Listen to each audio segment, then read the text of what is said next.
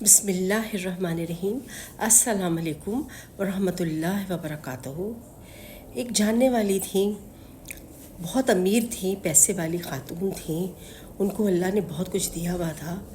ان کی شادی ہوئی تو شادی کے 2 سال بعد اس کے ہسبینڈ کی ڈیتھ ہو گئی اور وہ اکیلی، اس کے ایک بیٹی پیدا ہوئی تھی، چھوٹی سی تھی وہ، تو ہسبینڈ کی ڈیتھ ہو گئی۔ اس کے بعد اس بیچاری نے اپنا شوہر کا سارا کاروبار خود سنبھالا، خود سے چلایا، بچی کی بہت اچھی تربیت کی۔ چونکہ وہ کام پہ جاتی تھی تو اس کی بچی پیچھے اکیلی رہا کرتی تھی، تو وہ گھبراتی تھی کہ میرے پاس تو کوئی اور ہے نہیں، بچی کا اکیلی کیا کرے گی، کیسے کروں، کیا کروں۔ 8-9 سال کی بچی ہو چکی تھی۔ اب وہ اتنی سمجھدار تھی کہ اس کو اکیلے چھوڑتے میں انہیں ڈر لگتا تھا۔ پہلے تو یہ تھا کہ چھوٹی بچی ہے تو کسی اسکول میں چھوڑ دیا، ٹیوشن پہ بٹھا دیا، لیکن اب اتنی سمجھدار تھی کہ کبھی وہ جاتی تھی، کبھی گھر میں رہتی تھی۔ تو ایک ہماری پرانی ماسی تھی ان کی، تو انہوں نے اس سے کہا کہ تم اپنی بیٹی کو میری بیٹی کے ساتھ چھوڑ دو۔ تو وہ کہنے لگی کہ وہ میری بیٹی نہیں ہے بلکہ کسی کی بیٹی ہے، میں نے اپنے ساتھ رکھی ہوئی ہے۔ تو وہ کہنے لگی نہیں تم میرے پاس چھوڑ دو، میں اس کی پوری ذمہ داری لیتی ہوں، میں اس کو بھی پڑھاؤں گی، لکھاؤں گی اور اس کی شادی بھی کروں گی، میری بیٹی کے ساتھ اسے چھوڑ دو۔ میری بیٹی چونکہ اکیلی ہوتی ہے تو اس لیے اس کی بہن بن کے اس کے ساتھ ہی رہے گی، تم فکر نہیں کرو۔ تو وہ جو ماسی ہوتی ہے ان کی پرانی، وہ کہتی ہے اچھا ٹھیک ہے، میں بات کر کے لے کے آ جاؤں گی اس کو۔ وہ بچی لے آتی ہے۔ اب وہ کیا کرتی ہے، ان کی بیٹی کے ساتھ وہ بچی جو لے کے آئی ہوتی ہے اس کا نام رابعہ ہوتا ہے، رابعہ نام ہوتا ہے اس بچی کا، اور جو ان کی خود کی بیٹی ہوتی ہے اس کا نام کلثوم ہے۔ اب کلثوم جو تھی وہ پڑھنے لگی، بڑی تھوڑی ہو گئی تو ڈاکٹر بننے کے لیے اس کی والدہ نے اس کو کر دیا۔ اب جو یہ ماسی کی بیٹی تھی وہ تو رابعہ، وہ اتنی زیادہ ذہین نہیں تھی، نہ اس سے پڑھا جا رہا تھا، لیکن پھر بھی اس نے پورا گھر سنبھال لیا، ہر طرح سے اس کا کام کرتی، اس کا خیال کرتی، اور بڑی اچھی بچی ثابت ہوئی، بالکل بہنوں کی طرح رہتی۔ کوشش کر کے ٹیوشن پہ لگا دیا، پھر ٹیوشن پڑھنے لگی، قرآن شریف اس نے کلثوم کے ساتھ ساتھ ختم کیا۔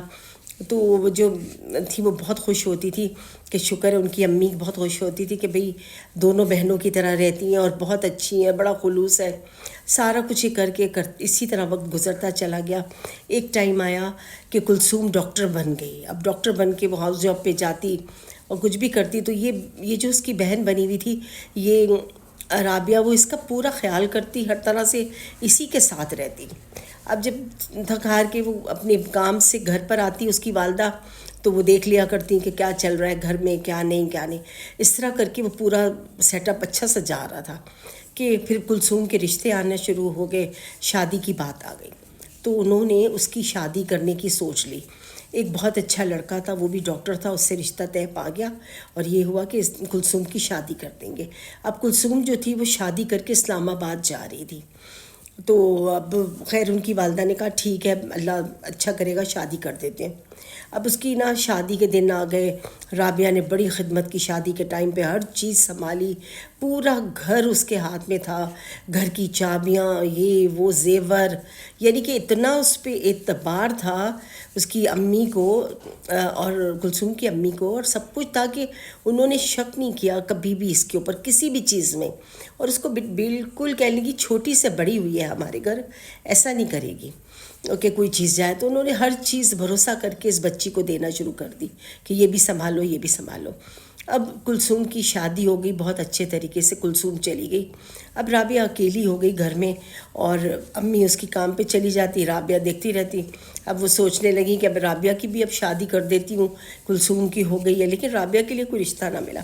کلثوم وہاں پہ رہ رہی تھی تو اس کو مشکل سے 6 مہینے گزرے، تو وہ کہنے لگی کہ امی مجھ سے مجھے جانا پڑتا ہے پریکٹس پہ، اور ہاؤس جاب کر رہی ہوں اور مجھے ٹائم نہیں ملتا گھر کے کاموں کا، میں بڑی پریشان ہوں، اکیلی جس کو بھی رکھتی ہوں مجھے اس سے ڈر لگتا ہے، آپ بتائیں میں کیا کروں، اور اس طرح پریشان ہوں، آپ ایسا کریں رابعہ کو میرے پاس بھیج دیں اسلام آباد۔ اس کی امی کہتی ہیں اچھا ٹھیک ہے، میں سوچ کے بتاؤں گی۔ پھر اس کی امی نے کیا کرا، اپنی بیٹی کے حق میں ہی فیصلہ کیا، اور رابعہ سے کہا رابعہ تم تھوڑے دن کے لیے کلثوم کے پاس چلی جاؤ اسلام آباد، تو وہ اس کے ساتھ رہو، پھر میں آ جاؤں گی، پھر تمہیں لے جاؤں گی، جب تک تم اس کا خیال کرو کہ اس کا ہاؤس جاب پورا ہو جائے۔ انہوں نے اس کو اسلام آباد بھیج دیا، اور وہ کلثوم اسلام آباد چلی گئی۔ اسلام آباد مطلب کلثوم کے پاس چلی گئی اور وہاں جا کے وہ پورا اس کے گھر کی دیکھ بھال کرتی، خیال کرتی، اس کا ہر چیز سنبھالتی۔ ماشاء اللہ کلثوم کو بہت زیور ملا تھا سسرال سے بھی، اور ماں نے بھی بہت گولڈ دیا ہوا تھا، اور پیسہ بھی سب رابعہ کو پتہ تھا کہ کہاں رکھا ہوا ہے کہاں نہیں رکھا ہوا، اور کیا چیز ہے کیا چیز نہیں ہے۔ اسی طرح کرتے کرتے 2 مہینے گزر گئے، رابعہ کلثوم کے ساتھ ہی تھی اسلام آباد میں۔ اب ایک دن موقع ملا تو یہ کہیں جانے لگیں۔ کلثوم اور اس کا شوہر دونوں پریکٹس پہ صبح سے چلے جاتے، شام مغرب تک آتے، اور رابعہ گھر میں اکیلی رہا کرتی تھی۔ ایک دن یہ لوگ پروگرام بنا رہے تھے کہ ہم لوگ کہیں دوسرے شہر جائیں گے، صبح جائیں گے رات کو آ جائیں گے، وہاں سے کچھ شاپنگ بھی کر لیں گے اور وہاں پہ کوئی کام بھی ہے وہ بھی کریں گے، اور اس طرح انہوں نے رابعہ سے بہت کہا کہ تم بھی ساتھ ہی چلو، لیکن رابعہ نے کہا میری طبیعت ٹھیک نہیں ہے، میں نہیں جا سکوں گی آپ کے ساتھ۔ تو وہ کہنے لگی یہ کیوں، کیا ہو گیا؟ تو کہنے لگی چلو، بہت کہا اب ہم دوا کھا لینا، ساتھ تو ہوگی، لیکن وہ رابعہ ہرگز نہیں مانی۔ تو خیر پھر کلثوم خود صبح صبح چلی گئی 7 بجے، اپنے شوہر کے ساتھ نکل کے دوسرے شہر میں چلی گئیں۔ اسلام آباد سے آگے کسی جگہ پہ جانا تھا، وہاں چلے گئے وہ لوگ۔